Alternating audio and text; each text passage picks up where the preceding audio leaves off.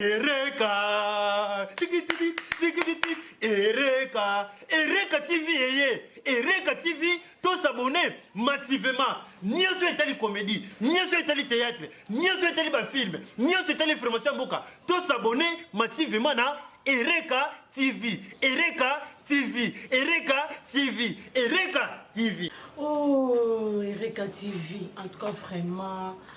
Bo sambrier les sous-soutés chaîne etikali kaka moko Ereka TV so bolingi bozwa news ya mort so bolingi ba film ya mort il faut bo s'abonner na Ereka TV ya ye moko Myriam plaisir de l'éternel. Moi c'est kitoko, moi c'est la mayela bébélé, moi c'est ma PC sagesse l'intelligence. Maman Myriam plaisir ya Nzambe, maman Katina Nzambe, maman Katina Nkolo. En tout cas vraiment ce qu'on lingi vraiment ta ba prière ya bien, aux a un problème, on lingi o luka o li ok do luka pasteur, OK ka ko s'abonner na Ereka TV, yo ko zo ba prière ya kitoko, o ko zo matin ya kitoko, o ko zo ba conseil ya bien. En tout cas vraiment beau sambrier les sous chaîne etikali kaka moko Ereka TV et pas maman Myriam plaisir de l'éternel. Bonjour très chers internautes, nous sommes très contents de vous savoir très nombreux à nous suivre. Ndinga katumesana pour l'exécution na biso na kati ya Ereka TV, chaîne moko bien où ils ont édifié hein tokoza de belé ezebele lupango koza la monene. Même nous avons une porte na spécialité na biso yangoyo par la grâce du Seigneur nous avons la musibiso toujours continuer ndenge bobenga kinga de partout. Maman Myriam plaisir de l'éternel kuna en Allemagne ONG trésor caché ndenge bo signaler kinga que non pasteur sujet où est très important et Seigneur de lobele yango sur les divorces tout et tout mais kolobango ngamoko na mona ki ke vous a bien te na souhaiter qui vraiment c'est tout ndenge Doris Mutono, maman na Joyce, moi c'est Mbinga. Ndengo benga kinga ke non papa si j'en ai insisté mo benga mon sali nzambo za doué oyo azana matière. Mais j'ai appelé pour un homme de Dieu que je considère vraiment un homme qui parle très bien, pas pour le flatter. J'ai eu à l'écouter. Azamuto sikate na kati ya chaîne Nabiso to benga qui est l'autre fois toujours qui éclaircissement sur la politique. Nous avons invité pour un homme de Dieu, celui que j'appelle ministre de Dieu, prophète Mwata qui je dis bonjour l'homme de Dieu. Bonjour mon frère. Bonne santé. Tenangolo, Zamba Zobate la biso. N'a pas confinement où il y a des choses déjà confinées. Oh. Et ça où il était au Bangladesh.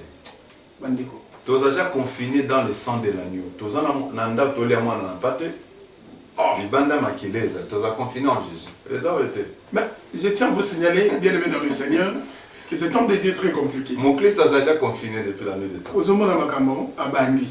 Donc, sentez déjà que vous allez très chaud à voir. Et je vais en profiter, c'est une surprise, ils ne savaient pas. Lélo est anniversaire, il y a cet homme de Dieu, un bébé qui fait père. Azo Bangi Sero, d'Abotami Lélo, Mazo Bangi Sabatoubaza dans ma pinga, joyeux anniversaire, homme de Dieu. Merci, merci beaucoup. En tout cas, tu y aussi reprendre yo, tu as quitté solo là, autour il y a CG Moko sur les divorces.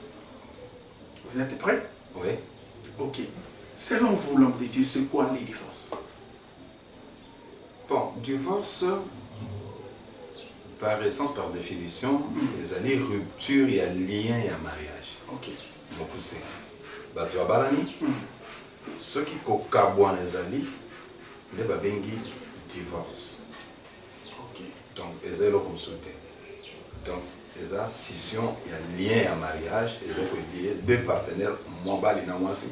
Je précise parce que les autres hommes on appelle ba mariage en sous. On a tout côté en côté, mobile na moi c'est les alliés balade. Donc les balades pour le beleza, mobile na moi c'est parce que on commence les alliés. Ah, ok. Là, je tiens déjà à signaler, moi si ce n'est pas le mariage.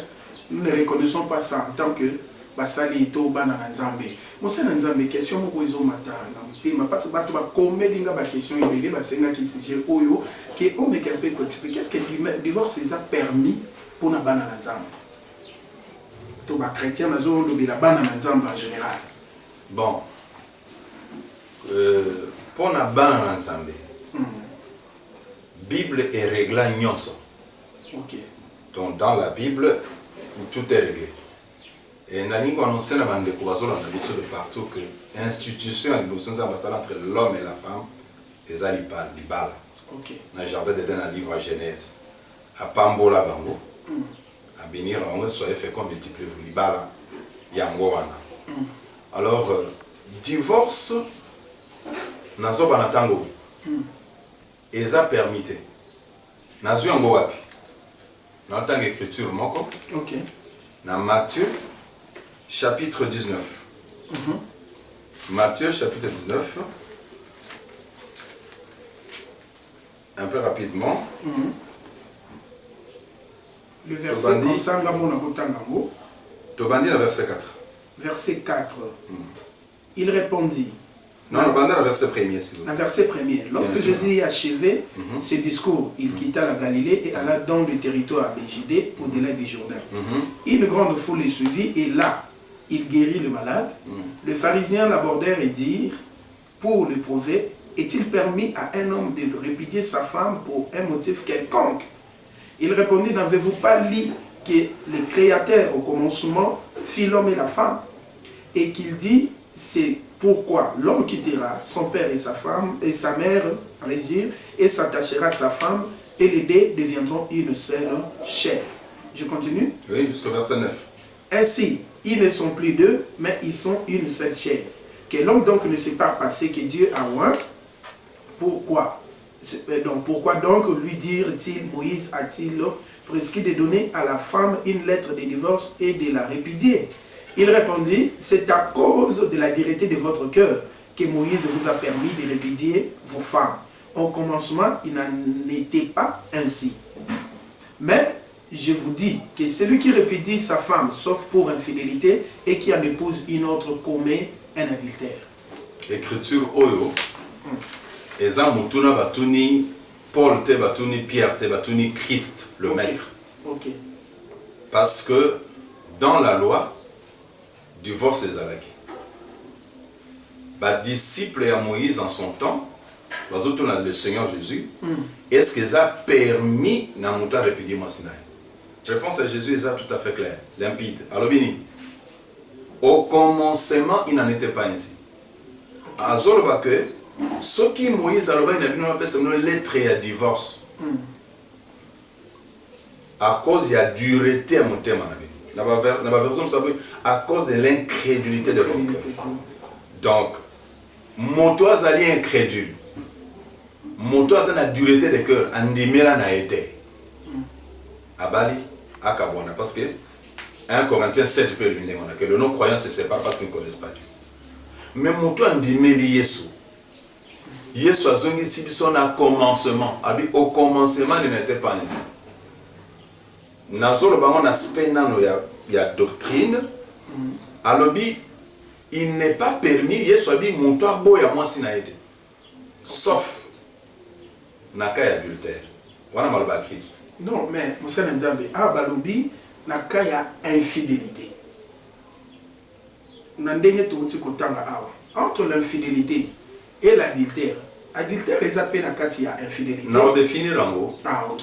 Quand la parole de Dieu est zolobake, il y a infidélité. Il faut comprendre que infidélité, on a défini la verset. Parce que verset biblique est interprété par un autre verset. Ok. Surtout dans 1 Corinthiens chapitre 7, au verset 1er. Babi, raison est celle que batouaba les amis, pour offrir l'impudicité. Ok. Pour n'avoir qui ma impudicité, mouton soit bala. Les hommes moko ya kozala que mouton c'est l'impudicité. Ok. Pour mouton c'est l'impudicité, tu faut bala. Ça dit quoi? Ce qui te balani, impudicité, il faut l'ongwa. Il y a un moment plus loin en hébreu, on dit que les lieux conjugales sont exemple de tout sur. Ouais. Sur les lieux conjugales, les andes, nanzele adultère et impudicité, ndembeba et kota kanambeto. Donc, infidélité, il ne faut pas que ceux qui moi c'est à fingi, moi c'est à l'ambité, infidélité. Non, c'est pas ça l'infidélité. C'est pas ça l'infidélité à penser et écriture. Parce que, problème des hommes, la lettre tue, mais l'esprit vivifie. Okay. Alors, sauf ceux qui ont infidélité, nous t'en bas la paix avant d'aller bas la zate. Parce que ceux qui ont repassé chez moi, c'était infidèle. Ceux qui n'embêtent mes colonnes à Pessio Moukongo, infidèle. Mais or 1 Corinthiens chapitre 7 et le bi, Et bongi mutaza la sans aussi mais pour fuir l'impudicité. Donc tina ya mariage ezani pour garder biso sur le chemin de la sanctification. OK. Le mariage c'est ça qu'on a raison que to bota to balate. Mais et garder biso pe na nzela bonzambe. Merci beaucoup. Pour les soums ya impudicité pour tate. Merci beaucoup Moussa Nzambe balanda biso na landi na banza ke bolandi prophète ndenga zuluba a expliqué biso malamu mais moi motune ezali papa. Olobi ke na kati ya infidélité wana eza kaka soki mutu abimi libanda ya mariage par l'impudicité. Est-ce que ça kaka pona mobali to moi si pe soki amoni ke mobali azoko sa ya abimi libanda ye pas corrompre makambo mariage parce que pona mibali c'est comme si la Bible reste encore muette. Bon. Pour permettre en quelques mots, on a redressé dans la tableau comment le mariage s'est fait. Oui. De Sotangi, dans l'écriture, dans la Bible, il y a Dieu, Oaza chef et Mobali. Mobali, Aza chef et Mwasi. Dans Matthieu 19 Totangi, dans Tangi écriture montre dans la Bible que Mwasi appelle si Mobali lettre à divorce. Mais c'est l'homme qui donnait la lettre de divorce et pas la Mwasi. Tu respectes l'écriture. À moins que tu aies verset dans le Moussou, tu as dans le Coran. Mais dans la Bible, tu respectes la Bible dans le lobby. Donc, est-ce que, parce que Bazuli Kamboya Libala, dans Ephésiens 5, comparer à Christ dans l'église. Tu as un modèle. Donc, les gens de Tozaboy, na boy na Christ.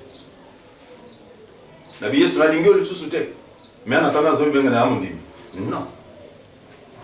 Donc, c'est Jésus qui prend l'autorité sur nous, la femme. Donc, tu faire attention. Mon toiseau qui nous ressemble, qu'on rachète moi, c'est à moi cité. Mon bal, il dit mon toiseau qui nous rachète moi. Et en même temps, quand vous lisez Isaïe chapitre 50, Nzambe, dans le verset premier, Nzambe a soutenu Israël. Ou puis lettre à divorce, on appelle Sabino. Mais l'obité que Israël a fait le divorce, Nzambe. Pour ça, le divorce, il y a moi, c'est-à-dire quand Israël péchait. Si Israël a péché, a bébusi libala sur le plan spirituel dans Zambie. Mais mon toit a rejeté les Zambie. Bon. En fait, ce qui n'a donc, il faut faire attention parce que dans Libala, les gens comme ça, ils ont un sens unique. Oui. Ils ont vice versa. Ceux qui étaient aux autres, frères et sœurs, ils ont ligné dans le balade. Bande Kolabiso, Balandinyoso. Naza sur question, oh, Outinga Musika. Tu as posé question, on a passé une place à Zali, maman Marlène Moulangala, maman Mokonzi, qu'on a à Londres. Bah, tout n'y bouille, papa. C'est comme si place où on a Bible les moins injuste. Quand la femme commet l'adultère, bon, abini le banda mariage, directement Moubali, c'est que l'homme a autorisé, bah, matin, bimanaye, le banda, il n'y a pas une sanction par rapport à naye, na moi si. Donc, comme c'est l'homme qui vient épouser la femme, il en a le pouvoir d'épouser tant d'autres. Que Bible peut s'y était moi et qui c'est le côté voilà ça tout en écriture bien. OK. Tout en écriture bien. 1 Corinthiens chapitre 7. Maintenant verset 1er. 1 Corinthiens chapitre 7 verset 1er. Bible dit pour ce qui concerne les choses dont vous m'avez écrit, je pense qu'il est bon pour l'homme de ne point toucher des femmes. Awa Paul azote ya biso na mutuna batuna lokolo zotuna na mutuna. Ah OK. Paul ite ya ko eza mutuna. Donc makambo ebandaka. Ko ezalaki na katikati ya Corinthe ba komeli Paul. Pour en tant que ministre après sa lumière, ne topé sa lumière na temps. Tout à fait. Des actes que Paul a eu inspiration par Nazama Bandolo Baté, c'est une question posée à répondre à la question. Parce que l'évangile les appelle réponse à la question. Ok. Continuez à monter dans ça. Verset 2. Toutefois, pour éviter l'impudicité, que chacun ait sa femme et que chaque femme ait son mari. Oyoki raison de bosso. Oui. Paul a réglé en que pour fuir l'impudicité.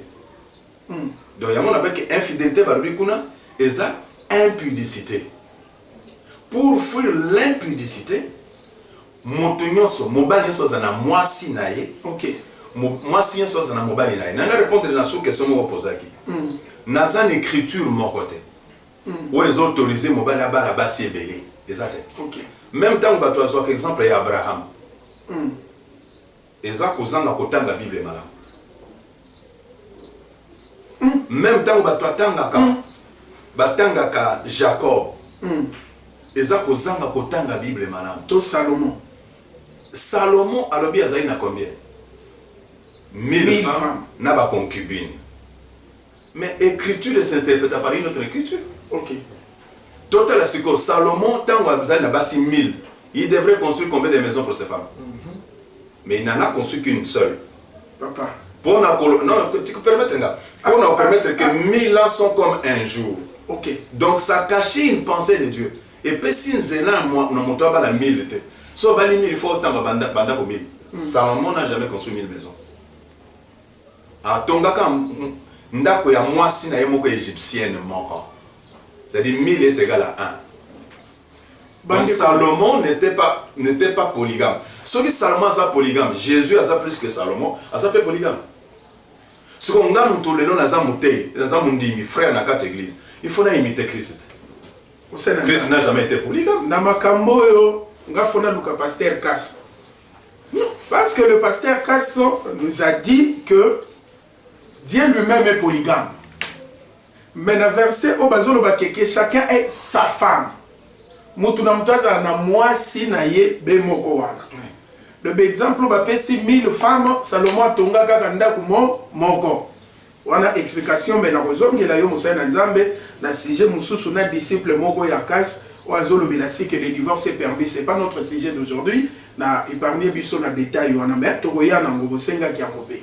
Tu continues à 1 Timothée 7. Abi, pour faire l'impudicité, nous sommes dans moi si na moko. Moi si peu moi nani moko. Et puis ce que tu as l'écriture dit que rien ne sépare ce que Dieu a uni. OK. Nzamba sangi si soyo zo kabola. Parce que même ceux qui ont lingi moi si yom tozo uni rien na moi c'est Dieu qui t'unit. OK. Est-ce que Nzamba a boy divorce à quoi linga été lié à quand parce que le problème les animes.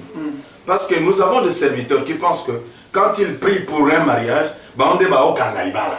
Monte ya kangalibala te. Monte ya pambola kalibala. Mais monte ya kangalibala les anzambe.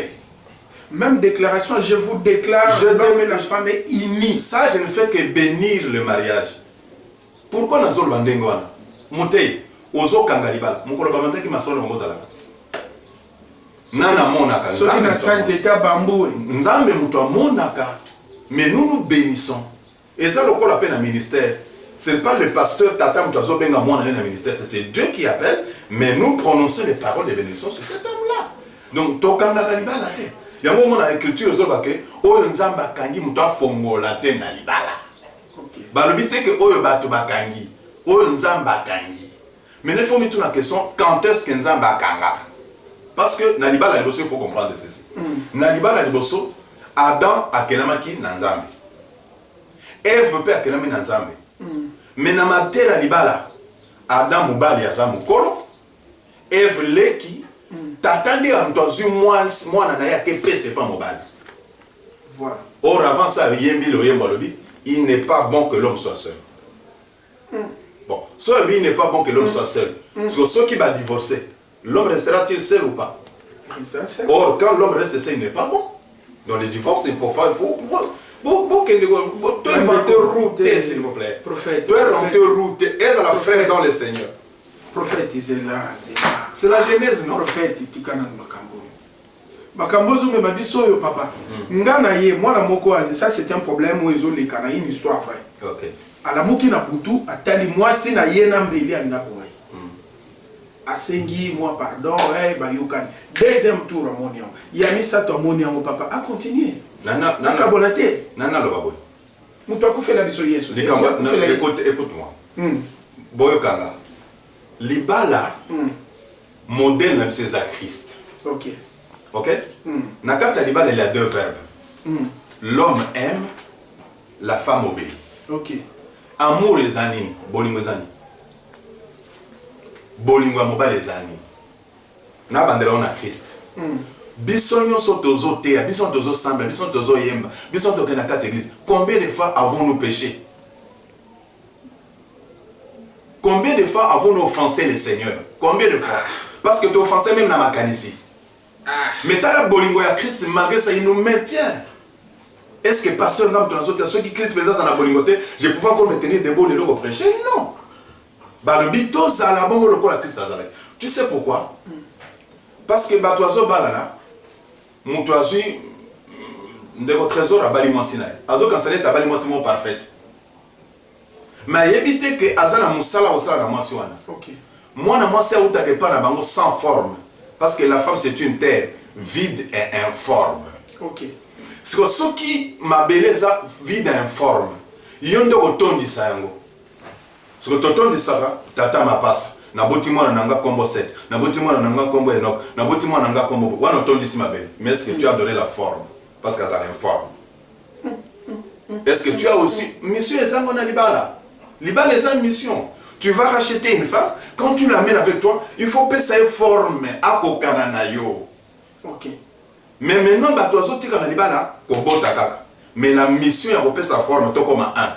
Pourquoi la Bible dit ça? Tu as la marche à libala. 1 plus 1, mon soit que 1 plus 1 égale 1 à BBC équation. Ok. 1 plus 1 égale 2 et 2 égale 1. L'homme quittera son père et sa mère, la femme, les deux deviendront un. Parce que si tu es dans l'église, tu es bondeli. Tu es bondeli, tu es bondeli, un tes frère, un tes, bazar deux. Est-ce que pour bakoma un, ce qu'il faut, Moubali, Allah qui sera moi si ba kokelo komoko. Quoi comme un mikoua. Parce que même nous allons l'église. Tu comme un mikoua na été, so tu comme mikoua, tu es dans l'enlèvement. Prophète. Donc Jésus chemine avec nous, on dit mais là il chemine avec nous, tu comme la perfection.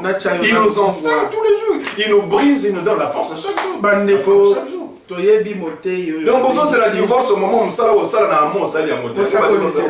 C'est la prophète lelo qui maintenant ça na bien. OK. Bandeko, il y a encore quelqu'un qui m'a écrit. Prophète. Abali Moubali Azaya, je ne cache pas, religion musulmane. Moubali abandi ne bandeli par hypocrisie qu'il y a l'église na bango parce qu'elle est chrétienne, abandi ko zomo ba formation. Andini pe ba bénir libala l'église après Moubali a lobi toquer l'église na biso. A commis obligé qu'il faut ba kenda ka mosquée. Moi c'est ali par rapport il y a foi na yé chrétienne, il y a beaucoup ma musulman l'été. Moubali pas lobi si tu refuses, il faut tokabwana. Naka oyo na yebite mosakoli en tout cas c'est une histoire vraie on a eu ba tourner ba senyenga na le bon on a défini les balles en ndenge ya nzamba définition. J'ai dit ceci dans les temps on peut sa portion avec l'écriture non mais oui pour ba la moisi il faut ça la mona tata na yo yo kama kambo yo bozane makila moko aden moko et ça c'était non c'est pas dans le je vais m'expliquer. OK. Abraham notre père dans la foi Sarah c'est une de konaï et Nicole Banin ngana ça dans la doctrine. Comment on peut la moitié dans la doctrine? N'est-il pas écrit que Israël est une étrangère? Mais ok faire une étrangère. Libala na étrangère nzambalinga côté za libala te. Ceux qui osent étrangère avant balaye écriture dit que memaye na ndako. OK. OK na bitumba osent une étrangère oyene na ndako akata manzaka akata soki ale la tata na ye o dépouiller. Et ça, tu n'as qu'à t'entendre qu'on va dire au bon la motema. Seule fois qu'on a la motema. Et c'est la même chose dans l'église mon corps. Ce n'est pas le fait d'être dans une église que nous sommes bon le motema. Non. Il faut ça converti. Parce que chef il y a libala, il y a physique, c'est la parole que nous écoutons.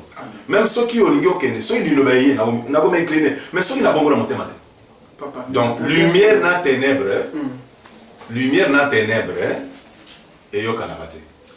Donc ce n'est pas le fait que vous allez pilon. Non, libala il faut faire sa nature moko. Parce que même Christ avant il y a besoin biso. Il faut comment le coller.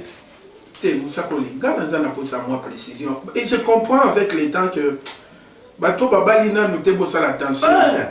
Hein? Parce que Cédric Toubila comme dans la France, n'a pas ce mot te mais keba papa c'est tout yo tikali biso c'est tokendaki. Le problème est aboué papa.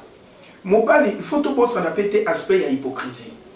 Au moins, nous sommes soit koya, azu penza aspect ya même. Dans la Bible, ils ont l'aspect de la piété, mais bango moko piété zaka mukete mobali lokola zaka na posa ya azwa azo luka asali mo aspect mo ki akomi penza mo Kristo. Mais nzoka nde azo luka kaka zo fromage. Yana leboye. Nana lo baboye. Au moins pour bala mwasi. To sera bala mobali. Il faut se confier dans Nzambe. OK. Remarquez, quand Adam se réveille dans Pongi nae, parce que votre monsieur a dit que la maison est alala na été.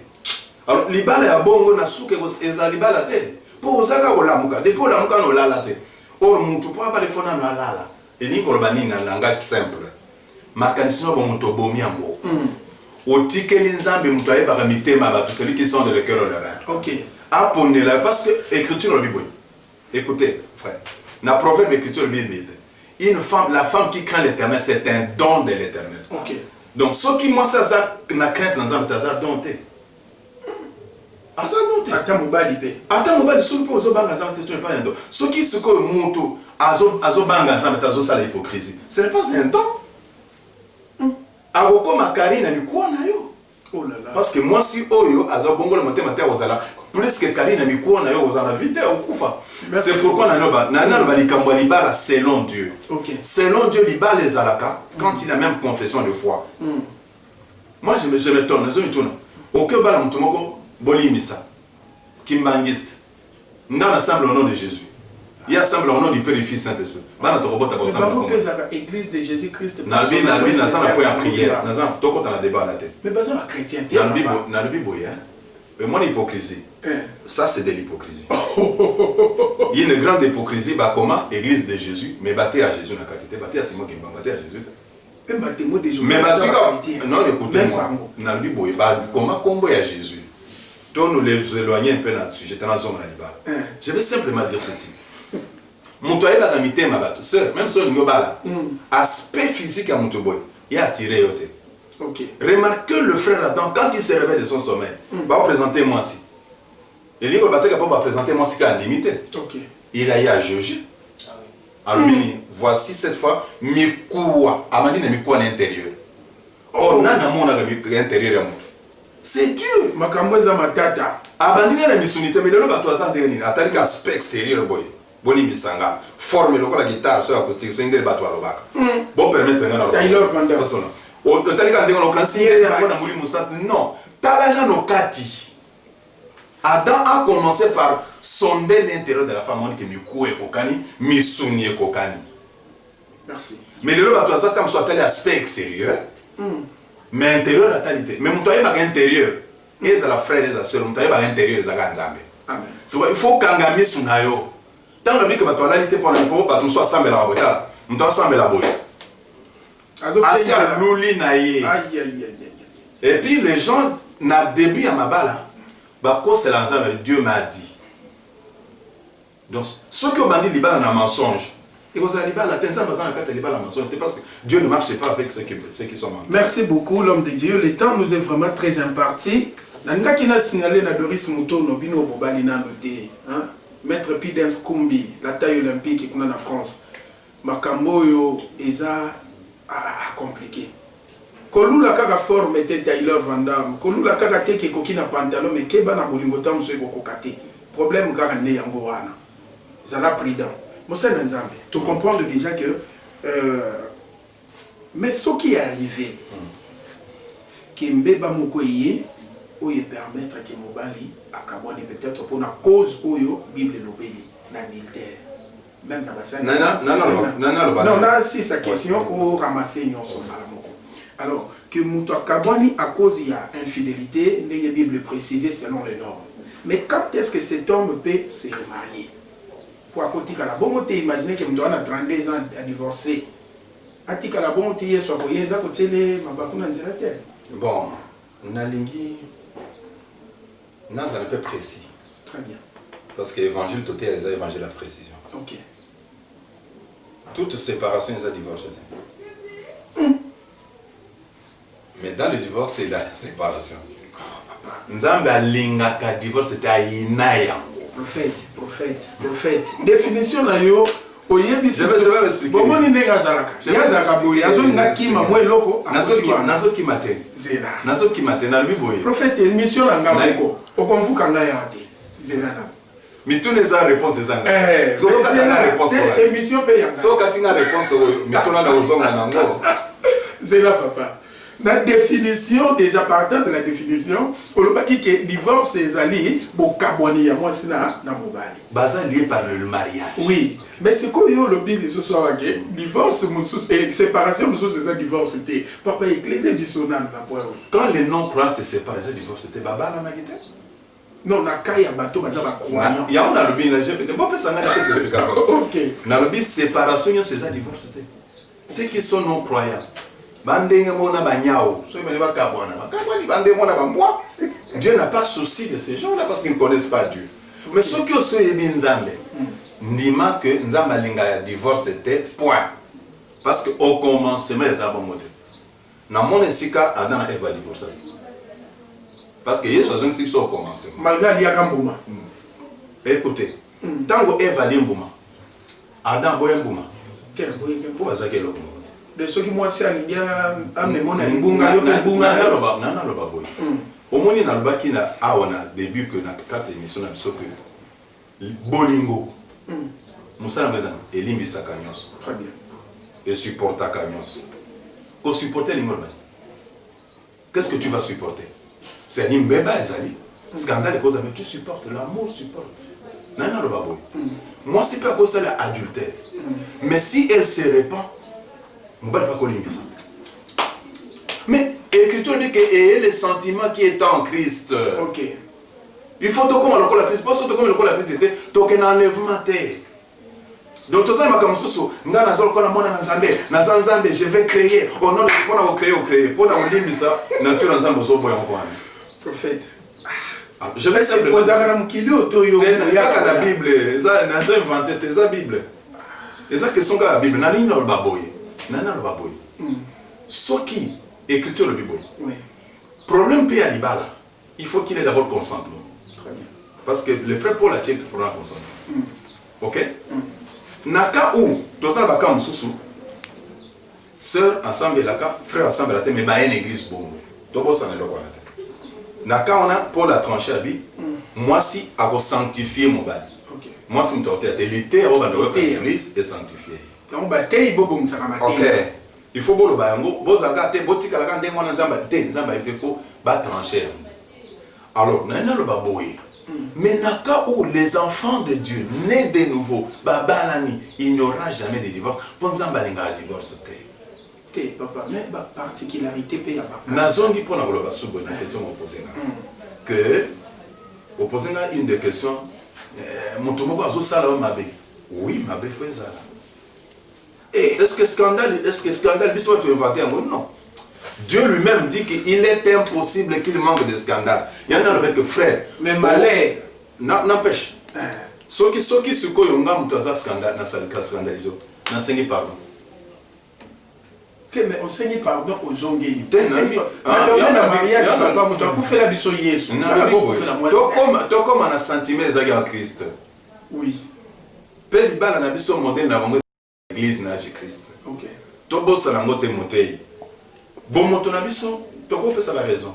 Toko pesa la raison mon bel et bien bon. Mais ce qui n'y a-t-il portion écriture? Tu auras problème avec Dieu. Il y a on a dit que mobali abongola motema na kata libala. Abongola motema avant libala. Très bien. Moi si abongola motema na kata libala. Abongola motema avant libala. Parce que quand une femme craint l'Éternel, à combien donc? Je vais dire ici une sœur. Pour na que nango bonte pour passer la bali na te bazo pe par la banque. OK. Ce que so banga zambe au comidon. Or, et dépend de ce qu'on a en toi, cela ne dépend ni de celui qui veut ni de celui qui court. Mais cela dépend de Dieu qui donne. Profond. Donc, aux asuna est fort. Nzamba ko zo donne a été apé sango na mutumo ko sadana ngote non. C'est pourquoi on dit que quand Dieu unit, ko kabolate et ko kabwanate. Mais ceux qui par exemple que c'est là qui donne vous avez fait de l'hypocrisie au début. Lobi aussi mbaté ko kende. Or écriture le biboye.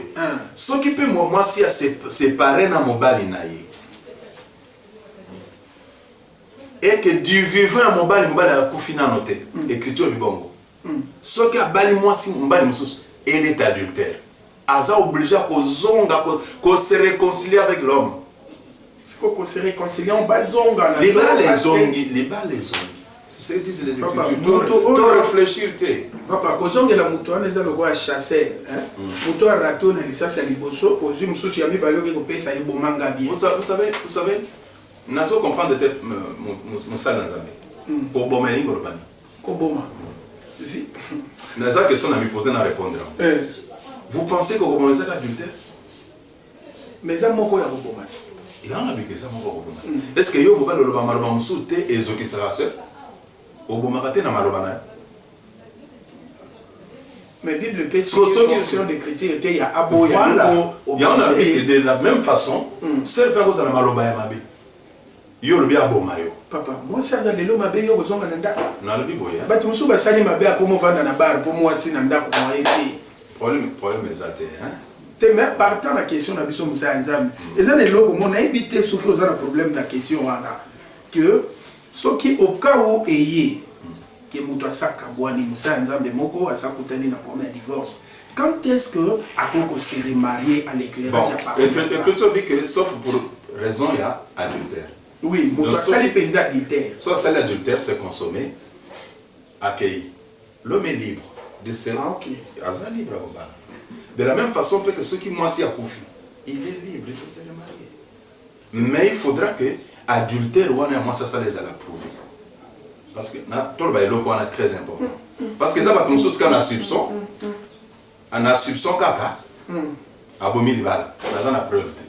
A ça commis déjà na mususu kutu pembe. A comme déjà na mususu pembe peut-être na moi no boko la nanda. Oh. Alors il faut prouver que adultère est zali. Mais ceux qui ont soupçon, l'amour ne soupçonne point les mal.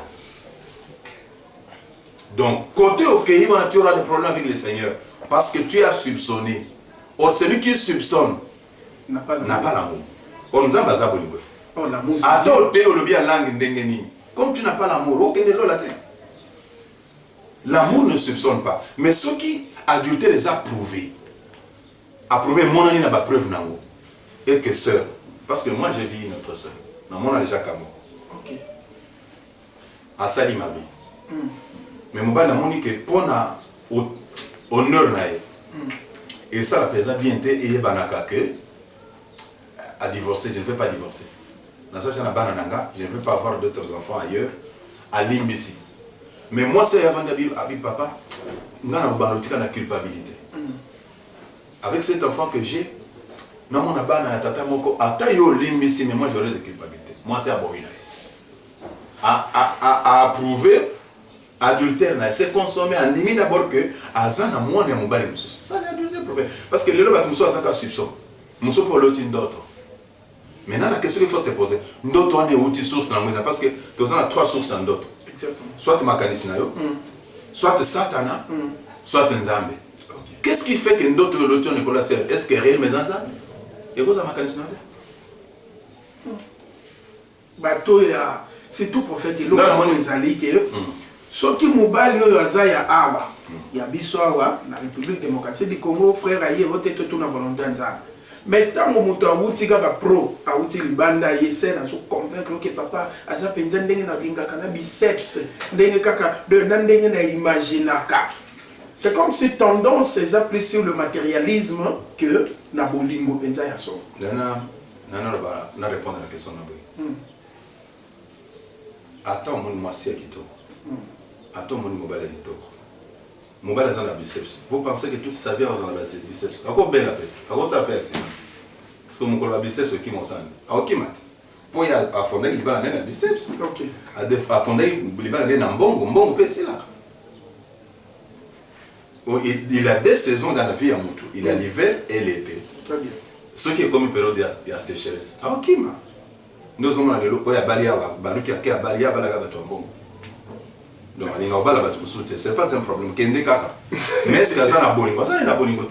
Il a l'amour de l'argent. Or, en principe, Nalibala, et l'eau que faut se moi si à ça les années, au bord de la mobile motema. Même Salomon a autant dans la Seboy, dans le livre cantique, motema ezate, et bobo la pas motema et pas moi si. L'ongolanga regarde, tu m'as ravi le cœur par l'un de tes regards. C'est-à-dire, et l'eau qu'on négocie au sein de la vie à mobile, c'est la conquête de son cœur. Parce que le trésor est dans le cœur. Mais ce que c'est au Ligimbongo, monter mon limite. Merci Les beaucoup. produits te feront défaut demain. C'est par ces points, mais tozo comme déjà cité. On sait dans moi question mon souka. Il y a Kalusha Bakole, l'homme prudent, Atuna Kinga Binaye Bisayo, parce qu'il était déjà informé qu'il y a un Bisayo. Alors, est-ce qu'un pasteur a déjà divorcé? Et ça n'impacte mon côté par rapport au ministère, est-ce que l'impact génétique et spirituel les a été? Le pasteur doit faire attention.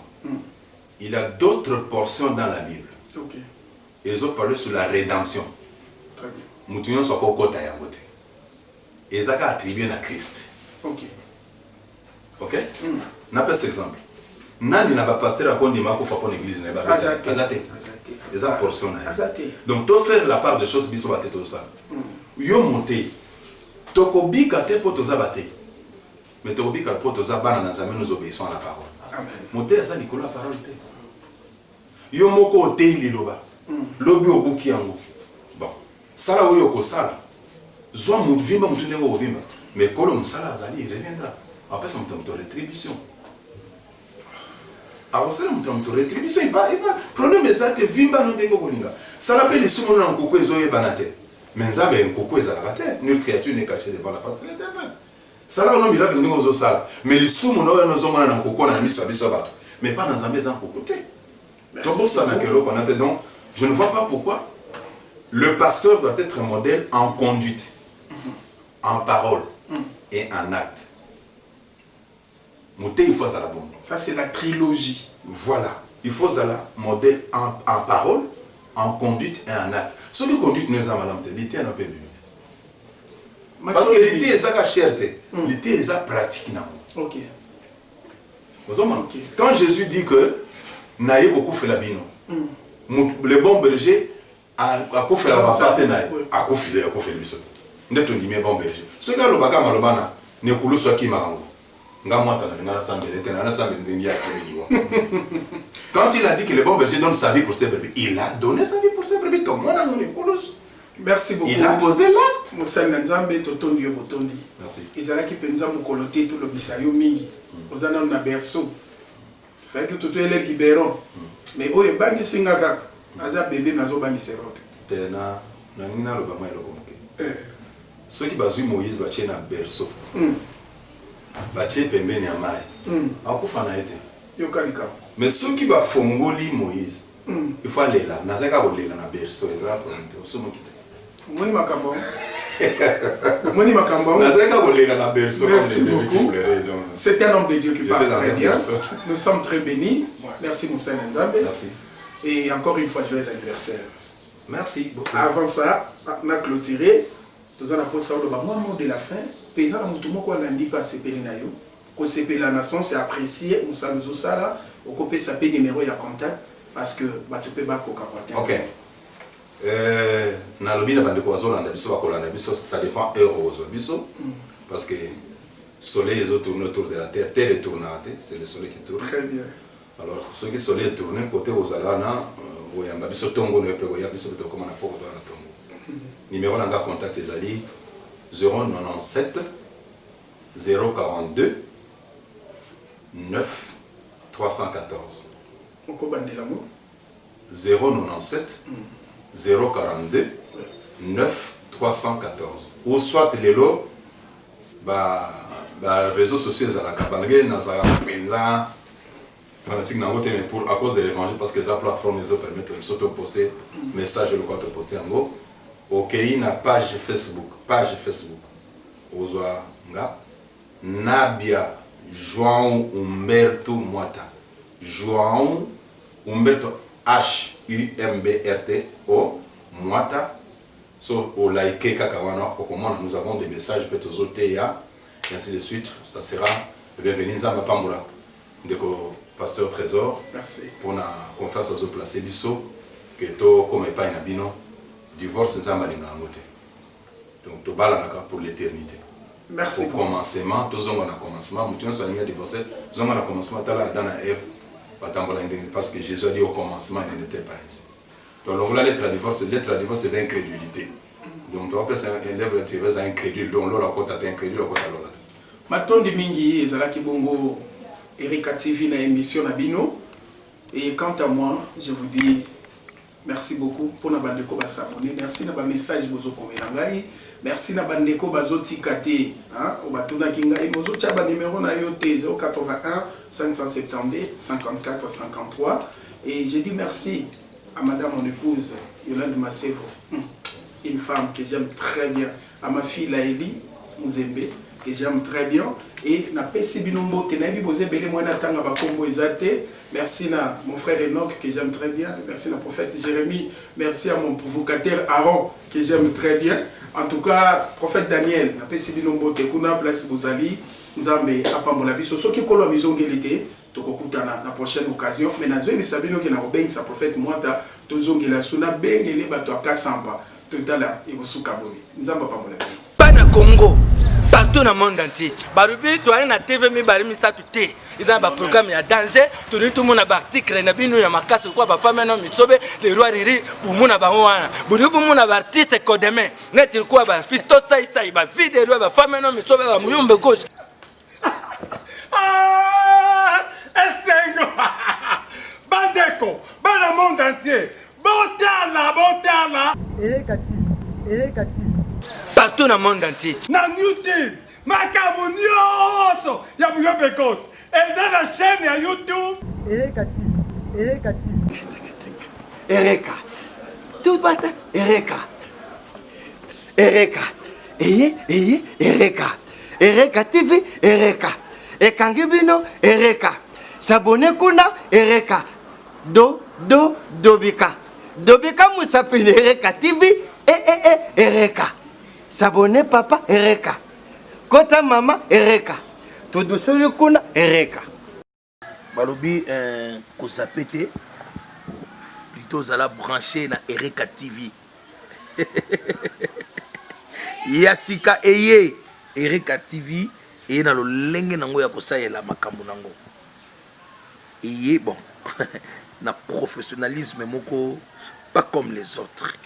Ereka TV omoni sika batie rouge wana balobi s'abonner yo fina kaka wana omona ba théâtre kitoko ba film kitoko ba émission sportive éducative bomona changement ya koseka ata muyibi ye moko soka zotala Ereka TV botika banda ko polele muyiba oyiba na été s'abonner massivement.